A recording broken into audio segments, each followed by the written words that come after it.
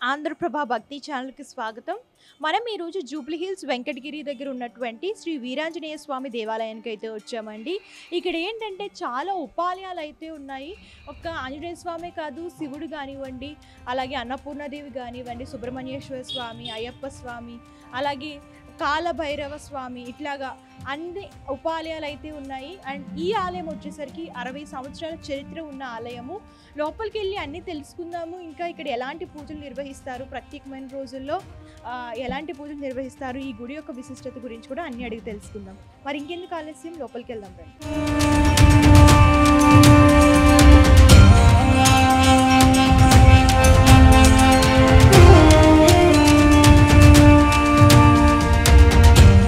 మనతో పాటు ఆలయ ప్రధాన అర్చకులు సంతోష్ శర్మ గారు ఉన్నారు. నమస్తే పంతులు గారు. నమస్కారం అండి. ఈ ఆలయము ఎప్పుడు నిర్మించారు? ఈ ఆలయంలో ఏ ఉపాలయాలు ఉన్నాయి? ఈ ఆలయం ఒక విశిష్టత గురించి వివరించారు. శ్రీ గురుభ్యో నమః. శ్రీ గణేశాయ నమః. శ్రీ వీరాంజనేయ స్వామి దేవాలయం వెంకటగిరి. ఇది 60 సంవత్సరాల చరిత్ర కలిగిన వీరాంజనేయ స్వామి దేవాలయం. ఈ దేవాలయంలో ప్రధాన దేవాలయం వీరాంజనేయ స్వామి దేవాలయం.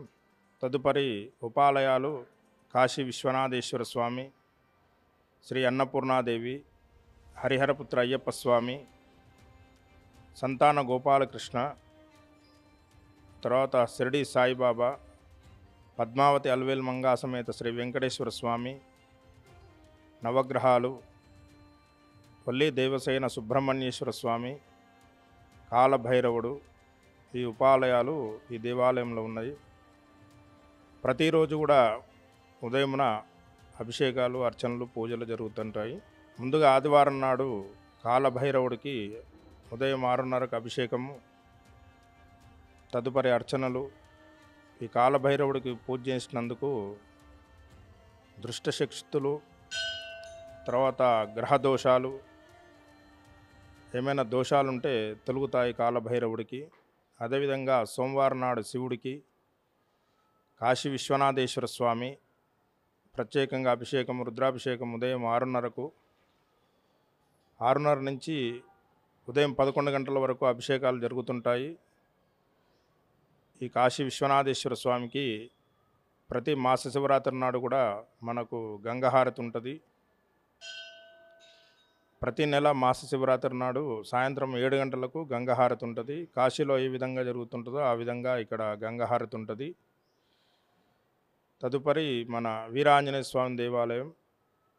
ఆంజనేయ స్వామికి ప్రతి మంగళవారం నాడు అభిషేకము, ఆకు పూజలు, వడమాల, సింధూర పూజలు. ఈ అభిషేకాలు కూడా ప్రతి మంగళవారం, శనివారము ఆంజనేయ స్వామికి జరుగుతుంటాయి. ఆంజనేయ స్వామికి అభిషేకం చేసుకుంటే, సింధూరం పెట్టించుకుంటే కోరిన కోరికలు లభిస్తాయని మన వీరాంజనేయ స్వామి దేవాలయంలో ప్రతి మంగళవారం నాడు కూడా భక్తులు అధిక సంఖ్యలో వచ్చేసి ప్రతి మంగళవారం నాడు కూడా పూజలు జరిపించుకుంటారు. తర్వాత బుధవారం నాడు హరిహరపుత్ర అయ్యప్ప స్వామి, అందరికీ తెలిసిందే కలియుగ దైవము. ప్రతి బుధవారం నాడు కూడా ఉదయం 6:30కు అయ్యప్ప స్వామికి అభిషేకము, పూజలు.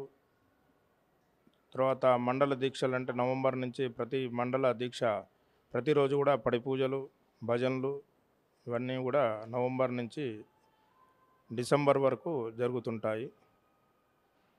గురువారం నాడు సాయిబాబా అభిషేకము. తర్వాత శుక్రవారం నాడు శ్రీ అన్నపూర్ణాదేవి. అన్నపూర్ణాదేవి అంటే మన కాశీలో ఉన్న అన్నపూర్ణాదేవి ఏ విధంగా ఉంటుందో ఆ విధంగా ఇక్కడ కూడా వెంకటగిరిలో అన్నపూర్ణాదేవి ఉంది. ప్రతి శుక్రవారం నాడు అభిషేకము, కుంకుమార్చనలు. సాయంకాలం 7 గంటలకు లలితా సహస్రనామ పారాయణము మహిళలతో ప్రత్యేకంగా ఉంటుంది. వరలక్ష్మి వ్రతాలు అవి కూడా శ్రావణ మాసంలో జరుగుతుంటాయి. శనివారం నాడు శనేశ్వరుడు, అంటే నవగ్రహాల్లో శనేశ్వరుడు ప్రత్యేకంగా శని తైలాభిషేకము. తర్వాత శని త్రయోదశి నాడు ప్రత్యేకంగా అభిషేకాలు, హోమాలు, పూజలు జరుగుతుంటాయి. ఏలినాటి శని దోషము, గ్రహ దోషాలు ఏమన్నా ఉంటే శనివారం నాడు నవగ్రహాలకు పూజ చేయించుకుంటే ఇవన్నీ తొలగుతాయి. అదేవిధంగా మనకు అలివేలు మంగా సమేత శ్రీ వెంకటేశ్వర స్వామి కూడా అదేవిధంగా శనివారం నాడు ఉదయం 6:30కు ప్రాతకాలంలో అభిషేకము కుంకుమ అర్చనలు జరుగుతుంటాయి. సో చూసారు కదా, ఈ ఆలయంలో చాలా ఉపాలయాలు ఉన్నాయి. సో ఒక్కొక్క ఆలయం దగ్గరికి వెళ్ళి ఇంకా పూర్తిగా వివరాలు తెలుసుకుందాం.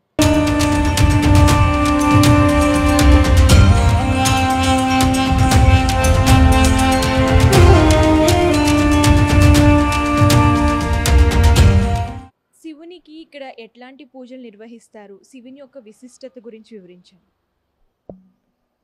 కాశీ విశ్వనాథేశ్వర స్వామి ప్రతి సోమవారం నాడు ప్రత్యేకంగా అభిషేకాలు జరుగుతుంటాయి. ఈ అభిషేకం చేసుకుంటే చాలా గ్రహ దోషాలు, ఎటువంటి దోషాలున్నా కూడా తొలగుతాయి. తర్వాత పాలాభిషేకము పంచామృతంతోనే ప్రతి సోమవారం నాడు కూడా జరుగుతుంటాయి. శివునికి ఏమేమి సమర్పిస్తే మనకి మంచి ఫలితాలు వస్తాయి? శివుడికి భస్మం అంటే విభూతి చాలా ప్రీతికరమైనది. తర్వాత బిల్వాలు, పాలు ఇవి సమర్పిస్తే చాలా మంచిగా జరుగుతుంటాయి. ప్రతి ఏటా ప్రత్యేకమైన రోజులు ఉంటాయి కదా, శివరాత్రి లాగా. అప్పుడు ఎట్లాంటి కార్యక్రమాలు నిర్వహిస్తూ ఉంటారు శివునికి? శివరాత్రి నాడు, మహాశివరాత్రి నాడు ఉదయం 6 గంటల నుంచి 12 గంటల వరకు అభిషేకాలు జరుగుతుంటాయి. తర్వాత శివరాత్రి నాడు శివపార్వతి కళ్యాణము జరుగుతుంటాయి. ఇప్పుడు మనం అన్నపూర్ణాదేవి దగ్గర అయితే ఉన్నామండి. అన్నపూర్ణాదేవి యొక్క విశిష్టత గురించి ఇప్పుడు తెలుసుకుందాం. ఓం నమః శివాయ. శ్రీ అన్నపూర్ణేశ్వర్యై నమః. ఓం అన్నపూర్ణే సదాపూర్ణే శంకరప్రాణవల్లభే జ్ఞానవైరాగ్య సిద్ధ్యర్థం భిక్షాం దేహి చ పార్వతి. మాతా చ పార్వతీదేవి పితా దేవో మహేశ్వర. బాంధవాశ్యో భక్తాశ్య సుదేశో భునత్ర్యం. ఓం శాంతి శాంతి శాంతి. అన్నపూర్ణాదేవి గురించి వివరించండి. శ్రీమాత్రే నమః. అన్నపూర్ణాదేవి అంటే అన్నం శివుడికి మరియు మనకు కూడా భిక్షాటన అన్నపూర్ణాదేవి. కాబట్టి అన్నపూర్ణాదేవికి ప్రతిరోజు కూడా ఇంట్లో అమ్మ ఏ విధంగా వండి పెడతాదో ఆ విధంగా అన్నపూర్ణాదేవి ఇక్కడ వెంకటగిరి దేవాలయంలో అన్నపూర్ణాదేవి ఉంది. ఇప్పుడు మనం సుబ్రహ్మణ్యేశ్వర స్వామి ఆలయంలో అయితే ఉన్నామండి, అంటే ఉపాలయం అన్నమాట. సో ఇక్కడ ఏంటంటే మనతో పాటు అర్చకులు ఉన్నారు, చంద్రశేఖర్ శర్మ గారు. ఆయన అడిగి పూర్తివివరాలు తెలుసుకుందాం. నమస్తే అండి. సుబ్రహ్మణ్యేశ్వర స్వామి గురించి చెప్పండి. ఆయన ఎలా ఆవిర్భవించారు? ముఖ్యంగా ఈ యొక్క గుడి గురించి ప్రత్యేకత మీకు చెప్పడం జరుగుతుంది. ఇక్కడ ఈ యొక్క గుడి నిర్మాణం చేసి ఇప్పుడు 2వ సంవత్సరం. అయితే ప్రత్యేకంగా ఇక్కడ ఈ చుట్టుపక్కల సుబ్రహ్మణ్య స్వామి అనేది దేవాలయం లేదు ఇక్కడ. అయితే స్వామివారిని ఫస్ట్ ముందుగా సింగల్ అనుకున్నారు, అంటే మామూలుగా బ్రహ్మచారిగా అనుకున్నారు ఆయన మొదలుగా. ఆ తర్వాత ఏమైందంటే అనుకోకుండా ప్రతిష్టాపన రోజు 2 అమ్మవార్లు అనుకొని రావడం జరిగింది. అది అన్ఎక్స్పెక్టెడ్గా. జనరల్గా ఒక గుడికి ప్లానింగ్గా మనం వెళ్ళడం జరుగుతుంది. అదేవిధంగా ఇక్కడ ప్రత్యేకంగా ఏంటంటే ప్రతిష్టాపన రోజు విగ్రహాలు స్వామివారు వచ్చారు, వెంటనే ఆయన 2 భార్యను తీసుకొని వచ్చారు, అంటే శ్రీవల్లి దేవసేన. అయితే ఇక్కడ ముఖ్యాంశం ఏంటంటే ఈ దేవాలయ ప్రత్యేకత, ఇక్కడ రావి చెట్టు అనేది చాలా పురాతనమైనది. అంటే దాదాపు ఈ గుడి యొక్క సాక్ష్యం 60 సంవత్సరాలు. 60 సంవత్సరాలలో ముఖ్యంగా ఇక్కడ ఈ కింది భాగంలో ఆంజనేయ స్వామి ఉంటుండేది. దీని భాగం ప్రతిష్టాపన అంతా పైన భాగాన్ని ప్రతిష్టాపన చేశారు. అదేవిధంగా ఇక్కడ పురాతనమైన ఈ నాగేంద్ర స్వామి, ఈయన కూడా పెట్టి దాదాపు 30-40 సంవత్సరాలు అవుతుంది. ఆ తర్వాత దానికి సబ్స్టిట్యూట్గా మనకు ఈ పంచముఖ నాగేంద్ర స్వామిని ఒకటి ప్రతిష్టాపన చేశారు. అట్లనే ఉపదేవాలయంగా మనకు చిన్న గణపతి, ఇక్కడ శివుని కూడా చిన్న ప్రతిష్టాపన చేశాము. ముఖ్యంగా కారణం ఏంటంటే ఇక్కడ కింది భాగంలో ఒక 60 ఏళ్ళు పైకి మెట్లెక్కని వాళ్ళకు ఈ కింది భాగంలో ఒక పెట్టాలని చెప్పి ఒక చిన్నగా గురువుగారు సలహా తీసుకుని కింద పెట్టడం జరిగింది. అయితే ఇక్కడ ఈ సుబ్రహ్మణ్య స్వామి వారి యొక్క సమయం ఏంటంటే మనకు ఒక అర్ధగంట సమయం మాత్రమే ఉంటుంది. ఒక అర్ధగంట సమయం మాత్రమే ఉంటుంది. ఏంటంటే పొద్దున మనకు ఉదయము 6 గంటలకు కార్యక్రమం నిర్వహింపబడుతుంది. 6 నుంచి 6:30 లోపల ప్రతి భక్తుడు అంటే సంస్కారమైన బట్టలు వేసుకుని వచ్చి ఈ యొక్క శ్రీవల్లి దేవసేన సుబ్రహ్మణ్యేశ్వర స్వామి వారికి అభిషేకం చేయించడం జరుగుతుంది. ఇక్కడ ప్రత్యేకంగా ఏంటంటే భక్తులతో చేయించడం జరుగుతుంది. జనరల్గా ఏ గర్భగుళ్ళు అయినా పంతులు గారితో చేయిస్తారు, పంతులు గారు మాత్రమే. కానీ ఇక్కడ ఏంటంటే ఈ పైన గుడి కానీ కింద గుడి కానీ ఇది అంటే వాస్తవంగా చెప్పాలంటే పబ్లిక్తో చేసే పూజలన్నీ ఇక్కడ అంటే ప్రతి భక్తునికి కూడా సాటిస్ఫాక్షన్ అయ్యడం కోసం మేము ఇక్కడ కార్యక్రమం గత 60 ఏళ్ళ నుంచి ఈ యొక్క కార్యక్రమం పైన భాగం ఏ విధంగా ఏదో కింది భాగాన్ని కూడా అదే విధంగా నిర్వర్తిస్తున్నాము. అయితే దీంట్లో ప్రత్యేకంగా సమయము 6 నుంచి 6:30 లోపల స్వామివారికి పంచామృత స్నానం అభిషేకం అంటే పాలు, పెరుగు, తేనె, శర్కర, నెయ్యి ఇవన్నీ స్వామివారికి, తర్వాత గంధాభిషేకం, విభూతాభిషేకం, పన్నీరాభిషేకం, తర్వాత స్వామివారికి ప్రత్యేకంగా పండ్ల రసాలు అంటే ఎవరు ఏ కోరిక కోరుతారో ఆ కోరిక ప్రకారంగా చెరుకు రసం కానీ, తర్వాత ప్రత్యేకంగా నెయ్యాభిషేకం కానీ, ప్రత్యేకంగా మా పల రసాలు అంటే ఒక్కొక్క మాసానికి ఒక్కొక్క పలాన్ని ఇస్తాడు. అదేవిధంగా భగవంతుడు ఇచ్చిన ప్రపంచంలో ఎన్ని పనులు ఉన్నాయో అన్ని పండ్ల రసాలతో అభిషేకాలు కూడా భక్తులు తెచ్చే దాన్ని బట్టి మేము కార్యక్రమం చేయించడం జరుగుతుంది. కానీ ఇక్కడ ప్రత్యేకంగా మన ఒక సమయం అనేది ఉంటుంది. పొద్దున 6 నుంచి 6:30 లోపల ఈ స్వామివారికి కార్యక్రమము అభిషేక తదనంతరం స్వామివారికి ప్రత్యేకంగా అలంకరణ ఉంటుంది. ఆ తర్వాత 6:30 తర్వాత అంటే 7:30 తర్వాత స్వామివారికి ఈ సుబ్రహ్మణ్యేశ్వర స్వామి ఇదే విధంగా నాగేంద్ర స్వామి వారికి కూడా కార్యక్రమం నిర్వహించబడుతుంది. 7:30 నుంచి 11 వరకు కార్యక్రమం నిర్వహింపబడుతుంది. కావున భక్తులు ఈ యొక్క కార్యక్రమానికి ఈ సమయం ప్రకారంగా వర్తించినట్టయితే భక్తులకు సాటిస్ఫాక్షన్ చేసే అవకాశాలు మేము అందరికీ కలిగిస్తాము. ఇక్కడ డిమాండ్ అనేది ఏమీ లేదు. భక్తుడు ప్రత్యేకంగా వచ్చి తను సంతోషపరుచుకొని ఒక 2 వారాలు వస్తే ఆటోమేటిక్గా 4వ వారం భక్తులతో తన ఫ్యామిలీతో రావడం జరుగుతుంది. ఈ గుడి యొక్క ప్రత్యేకత అది ఏం మహిమ మాకు కూడా ఇంతవరకు తెలియదు. కానీ ఈ గుడి యొక్క స్థల ప్రభావం దాని ప్రభావం ఈ విధంగా ఇక్కడ జరుగుతుంది. ఆ కార్యక్రమాలు కైంకర్యాలు కూడా ఈ విధంగా జరిపిస్తున్నాడు భగవంతుడు. ఇదంతా మా చేతిలో ఏమీ లేదు. ఈ గుడికి కూడా ఇంత నిర్మాణం అవడం కూడా ప్రతి ఒక్కరి భక్తిని యొక్క పైసా ఉంది. ప్రతి భక్తుడు ఈ వెంకటగిరిలో ఎంతమంది ఉన్నో అంతమంది యొక్క కార్యక్రమాన్ని అందరూ పూనుకొని ఒక కార్యక్రమాన్ని నిర్వహించారు. కానీ అన్నికంటే ఈ పురాతనమైనది అయినా భగవంతుడు ఇంత సమయం లేట్ అయినా భగవంతుడు ఒక నిర్మాణాన్ని ఇది కూడా మేము ఇప్పుడు ఇది కలనా నిజమా అప్పుడప్పుడు అనిపిస్తుంటుంది మాకు.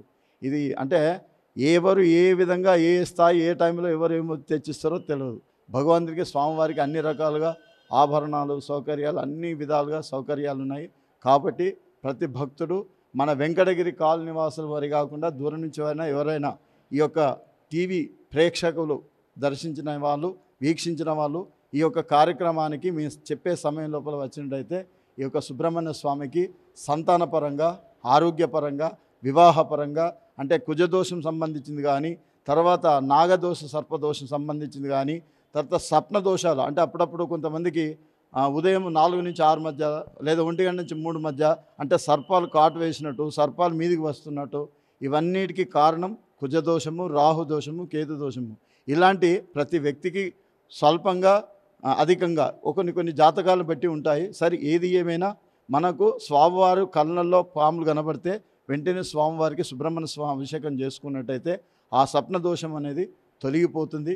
మరియు అదేవిధంగా ఒకవేళ సుబ్రహ్మణ్య స్వామికి దొరకని పక్షంలో కనీసం నాగేంద్ర స్వామి కూడా చేసినా కానీ దాని పాప పరిహారం ప్రాయశ్చిత్తం జరుగుతుంది. కాబట్టి ఇదంతా భక్తులు ఈ యొక్క వెంకటగిరి గ్రౌండ్ ఫ్లోర్లో ఈ సుబ్రహ్మణ్య స్వామి యొక్క ప్రత్యేకత మీకు కార్యక్రమాలన్నీ నిర్వహించే విధంగా చెప్పడం జరిగింది. అదేవిధంగా ఆయనకు నైవేద్యాలు మీరు ఏది తెచ్చినా కూడా నైవేద్యాలు పెట్టడం జరుగుతుంది. ఇదే అని ఏమీ లేదు. భగవంతుడు మీకు శక్తి ఏది ఇస్తుందో అది ఇక్కడ అన్ని విధాలుగా ఏదైనా ఏకబీజం అంటే స్వామివారికి ఏకబీజాలు అంటే మామూలుగా సపోటా పండ్లు కానీ మామూలుగా దానిమ్మ పండ్లు కానీ ఆయనకి ఇష్టం. ఈ యొక్క పండ్లు నివేదించినట్టయితే తన కోరిక ఫలాలు తర్వాత మందార పూలు కానీ ఆ స్వామికి మాల ధరించినట్టయితే అన్ని విధాలు మీ కోరికలన్నీ నెరవేరుస్తాడు. ఆర్థికంగా అంటే రుణదోషానికి కూడా ఈయన ముఖ్యంగా కారకుడు. అంటే 3 కారణాలు ఉంటాయి ఇక్కడ. అంటే మనిషి పతనం అవడానికి కూడా ఈయనే, పైకి రావాలన్నా ఈయనే, భూములు ఇవ్వాలన్నా ఈయనే, తర్వాత వివాహాలన్నా ఇవే, తర్వాత విడిపోవాలన్నా ఈయనే, తర్వాత సంతానం కలిగించాలన్నా ఇన్ని కారణాలకు ఆ పరమేశ్వరుడు ఆ యొక్క సుబ్రహ్మణ్య స్వామికి ఇన్ని విధాలుగా ఆయనకు అన్ని విధాలుగా వరాన్ని ఇచ్చాడు. ఆ వరాల్లో మనం అందులో మన యొక్క జన్మాంశ, జన్మలగ్నము, నామరాశి, నామలక్షణము ఈ విధంగా ఏ అంశాలు మన జాతకాన్ని బట్టి స్వప్న దోషాలు ఒక గురువారి ద్వారా తెలుసుకొని ఏమేం ప్రాయశ్చిత్తం చేసుకున్నట్టయితే అన్ని విధాలుగా వారి యొక్క జన్మకుండలి ప్రాయశ్చిత్తం చేసుకున్నట్టయితే అన్ని విధాలుగా శుభం జరుగుతుందని చెప్పి ఈ యొక్క గుడి యొక్క ప్రాముఖ్యత గురించి మేము ఇప్పుడు చెప్పడం జరిగింది. నా పేరు నాగిళ్ళ చంద్రశేఖర్ శర్మ అండి. అందరికీ నమస్కారం. ఈ ఆలయంలోనే ఇంకొక ఉపాలయం కాలభైరవ స్వామి. అసలు ఈ స్వామి గురించి పూర్తిగా తెలుసుకుందాం. పంతులు గారు మనకు వివరిస్తారు. పంతులు గారు, కాలభైరవ స్వామి ఎలా ఆవిర్భవించారు, ఆయన గురించి చెప్పండి. అందరికీ ప్రేక్షకులు వీక్షిస్తున్న వాళ్ళందరికీ, పెద్దలందరికీ, చిన్నలందరికీ నమస్కారం. ముఖ్యంగా ఈ కాలభైరవుని గురించి కొన్ని విషయాలు మీకు చెప్తాను. ఈ వెంకటగిరిలో చుట్టుపక్కల ఎక్కడా కాలభైరవుని యొక్క విగ్రహం లేదు. ఇది కూడా అనుకోనిది. ఇక్కడ కాలభైరవుడు ఫస్ట్ మేము అనుకునేది ఏంటంటే మేధా దక్షిణమూర్తి అనుకున్నాం. కానీ భగవంతుని మీద ఆ స్థల ప్రభావం ఏందో కానీ వాస్తురీత్యా స్వామివారికి ఈ యొక్క గుడి మొత్తం ప్రాంగణం ఈశాన్యం లోపల స్వామివారిని దక్షిణామూర్తి పెడదామని అనుకున్నాం. కానీ మరి అక్కడ ఒక భక్తుని ద్వారా ఇక్కడ కాలభైరవుని ఏర్పాటు చేయడం జరిగింది. ఈ కాలభైరవుని యొక్క ప్రత్యేకత ఏంటంటే శివుని యొక్క అంశ. ఈయన కూడా ఎన్నో రకాలుగా ఆ స్వామి కాలభైరవంలో ఉగ్రదేవత, తర్వాత సాత్విక, తర్వాత 3 రకాలుగా ఉంటుంది దీంట్లో. అయితే దీంట్లో స్వామి మా దగ్గరికి వచ్చింది, ఈ స్వామి మాత్రం సాత్విక. అంటే ఆయన సాత్వికంగా ఉంటాడు.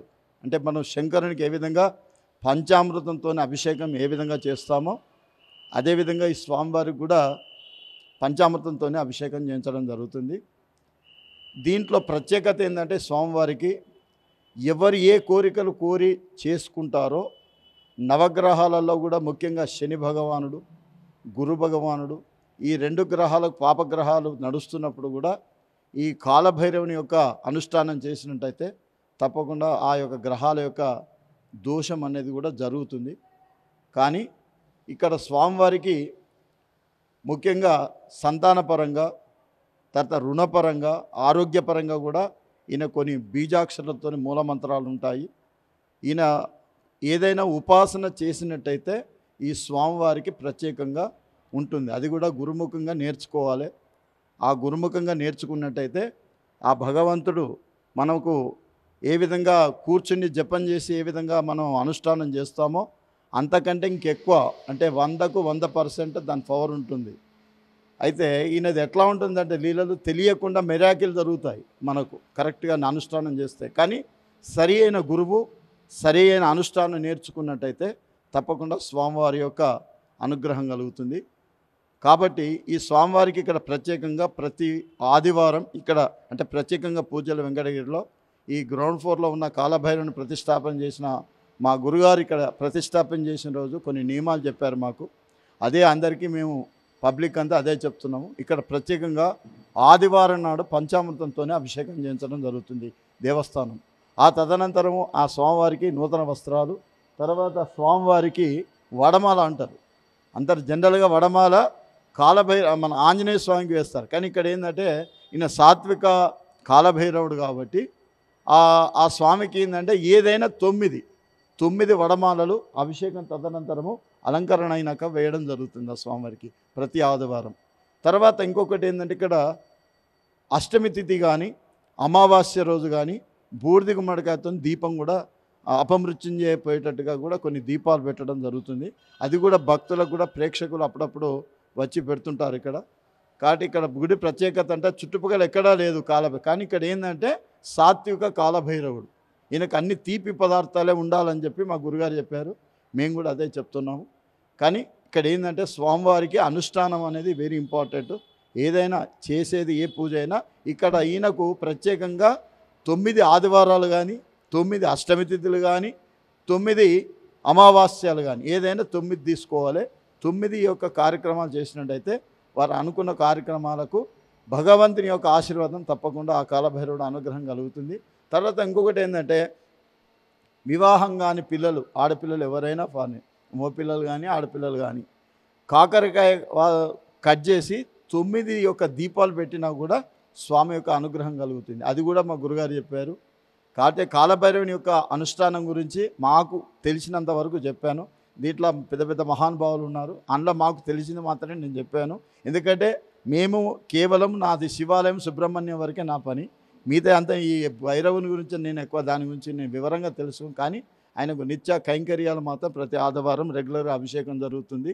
తర్వాత నూతన వస్త్రాలు కట్టి స్వామివారికి వడమాల వేయడం జరుగుతుంది. ఈ గుడి యొక్క ప్రాముఖ్యత గురించి మీకు చెప్పాము.